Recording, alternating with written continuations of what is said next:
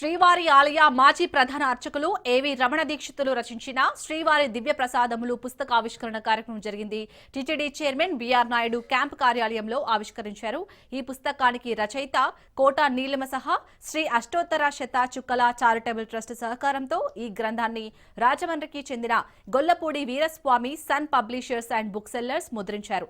శ్రీవారి ఆలయాల్లోని కైంకర్యాల్లో నివేదించే అన్నప్రసాదాలు, పణ్యరాలపై పూర్తి వివరాలతో పాటు భక్తులు శ్రీవారి ప్రసాదాల విశిష్టతను తెలుసుకునేలా ఈ పుస్తకంలో పొందుపర్చారు.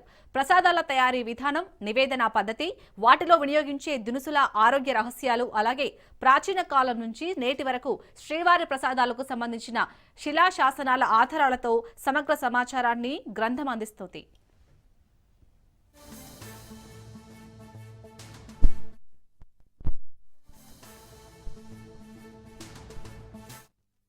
తిరుమలలో శ్రీవారి దివ్య ప్రసాదాల గురించి నేను పొందుపరిచిన ఒక పుస్తకాన్ని గౌరవనీయులైన మన తీతిదే పాలక మండలి అధ్యక్షులు బిఆర్ నాయుడు గారి చేతుల మీదుగా ఆవిష్కరించడం జరిగింది. మన గౌరవనీయ ముఖ్యమంత్రుల వారి ఆధ్వర్యంలో ఎన్నో కొత్త పద్ధతులన్నీ ప్రవేశపెట్టి తిరుమల క్షేత్రం యొక్క పవిత్రతను కాపాడడానికి, కోట్లాది మంది భక్తుల యొక్క సౌకర్యార్థం ఎన్నో మార్పులు చేర్పులు చేస్తున్నారు. తిరుమల శ్రీవారి దివ్య ప్రసాదాలు అనే పుస్తకాన్ని గురించి రెండు మాటలు.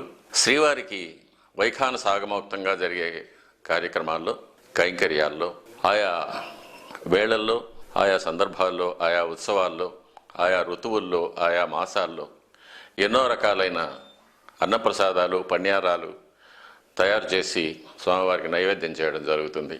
ఇవన్నీ కూడా ఆగమోక్తంగా జరిగే కార్యక్రమాలు. మడిగా పవిత్రంగా తయారు చేయాలి. ఎవరు తయారు చేయాలి?